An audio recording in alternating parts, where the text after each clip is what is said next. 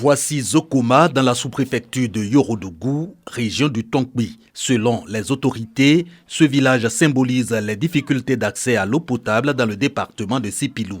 Une pompe pour 2000 âmes. Si chacune a au moins 25 litres comme ça, la personne puisse, un d'abord, l'autre puisse pour elle. Quand les gens sont trop nombreux, souvent on se dispute. Cet acte du ministre de l'Hydraulique et de l'ambassade du Japon pour mettre fin au calvaire de Zokoma et 22 autres localités de Sipilou. Il lance la réalisation de 24 forages équipés chacun de pompes à motricité humaine. Des charges en moins pour le conseil régional du Tongbi. L'attente la plus importante, c'est l'eau, l'accès à l'eau potable. Nous avons des raisons d'espérer que nos parents n'auront plus les maladies hydriques qui ont fait beaucoup de ravages dans notre région. Korogo et Wangolodougou, dans les régions du Poro et du Tchologo, aussi concernés par ce renforcement de l'alimentation en eau potable en milieu rural. Au total, 62 000 ménages à impacter avec 124 forages équipés de pompes à motricité humaine. Coût 1 600 millions de francs CFA, dont du Japon. La qualité de vie de la population, c'est la base du développement.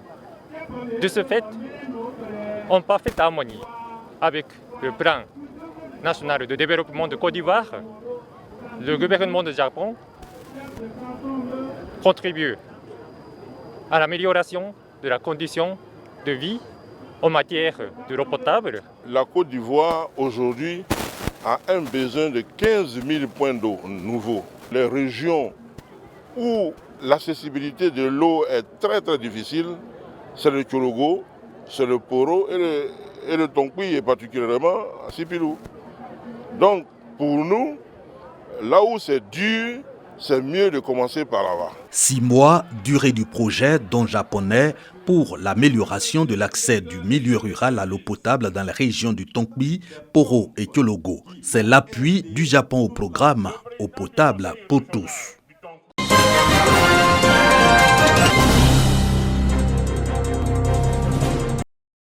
Le projet de construction du futur lycée agricole international de Boutrou, région du Gbeke, rentre dans sa phase d'exécution. Après la visite du site devant abriter le lycée par le ministre de l'enseignement technique, de la formation professionnelle et de l'apprentissage en septembre dernier, place est à la formation des encadreurs. 40 maîtres formateurs et maîtres d'apprentissage sont à l'école. L'apprentissage, c'est une formation théorique et pratique avec 25% en classe, si vous voulez, et 75% en entreprise.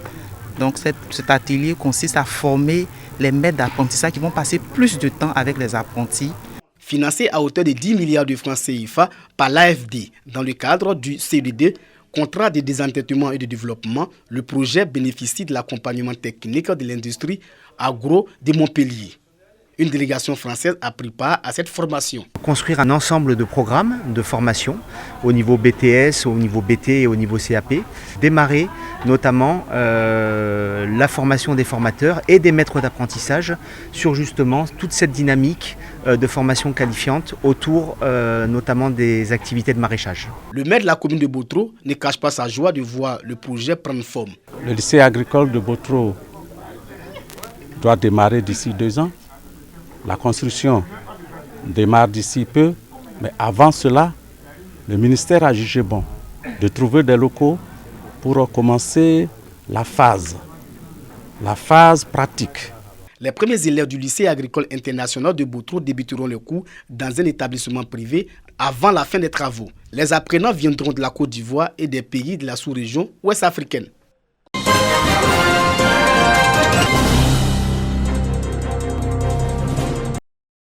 Selon les statistiques du ministère des Transports, les accidents de la circulation occasionnent chaque année 600 morts et 13 000 blessés. Entre janvier et avril 2021, la Côte d'Ivoire a enregistré environ 300 accidents graves qui ont occasionné plus de 200 décès. Le taux de mortalité lié aux accidents de la route reste inquiétant et fait perdre à l'économie nationale plus de 300 milliards de francs CFA. À Boaké, les jeunes sont sensibilisés sur les causes des accidents et sont formés sur les premiers secours en cas de catastrophe. Une initiative de la Jeune Chambre internationale universitaire Boaké. Nous avons remarqué sur le plan national et précisément à Boaké qu'il y a beaucoup d'accidents et pas mal de personnes perdent la vie lors de ces accidents-là. C'est pour diminuer ce fléau-là que nous avons décidé d'organiser cette activité pour sensibiliser toute la population de Bouaké sur l'importance de respecter le code de la route et également les gestes à apporter en cas d'accident. Dans le cadre de ces activités 2022, la Jeune Chambre internationale universitaire Bouaké, en collaboration avec les directions régionales du transport et du service civique, compte organiser cette formation périodiquement à Bouaké.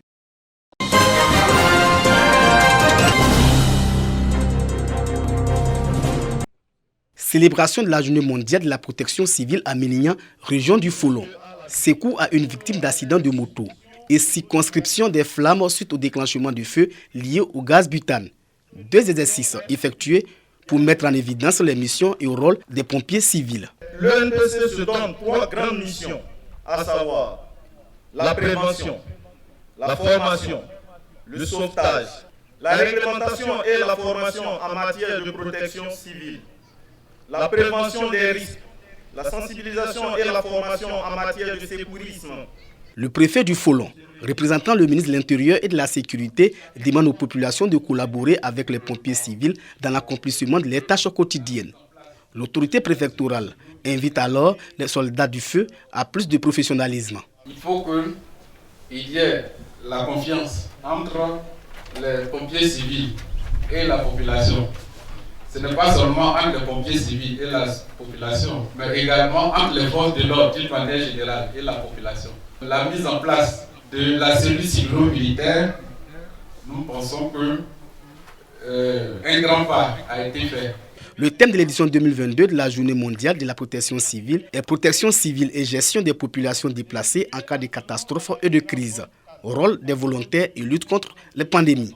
Une rencontre sportive a opposé les 38 pompiers civils du centre de secours d'urgence et les populations civiles de Mélignan.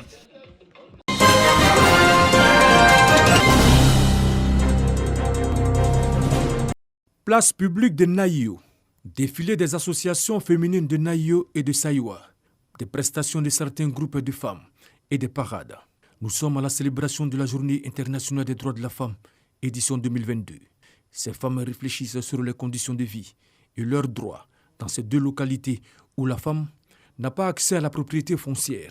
Qu'on reconnaisse au moins que la femme a les mêmes droits que l'homme. De communication et conférences sur l'égalité des chances pour un avenir durable. Ces femmes sont également sensibilisées sur le bien fondé de la lutte contre le réchauffement climatique. La femme a une place pas derrière l'homme, pas une place en dessous de l'homme, mais une place aux côtés de l'homme, comme une partenaire qui doit être traitée avec respect et équité. C'est à ce prix que notre société sera plus juste. C'est à ce prix que particulièrement la Côte d'Ivoire saura relever le défi de la lutte contre le changement climatique. Dans le canton Yokolo, les habitudes ont la peau dure en matière de traitement. De telles célébrations permettront donc aux hommes de comprendre que le développement ne peut se faire qu'en bannissant les inégalités entre la femme et l'homme.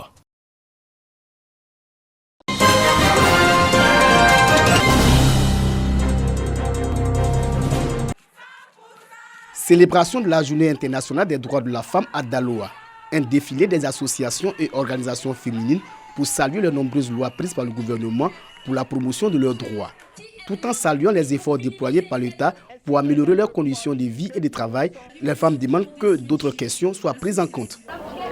Aujourd'hui, nous parlons du changement climatique. On demande encore l'État de nous appuyer techniquement pour qu'on puisse avoir de la nourriture. Les femmes des zones rurales de Daloa saluent le travail réalisé par l'ONG Care International pour l'autonomisation financière et sociale des femmes. Les AVEC, Association villageoise d'Ipaï et de crédit, stratégie d'inclusion financière développée par Care International, permet à ces femmes de se prendre en charge et de soutenir la famille. Une action saluée par le ministère de la Famille, de la Femme et de l'Enfant. L'État de Côte d'Ivoire tient compte des besoins des femmes. On demande aux femmes de se former, travailler dur. La Journée internationale des droits de la femme a été célébrée pour la première fois en 1910. Elle permet aux femmes d'attirer l'attention des gouvernants sur leurs conditions de vie et de travail.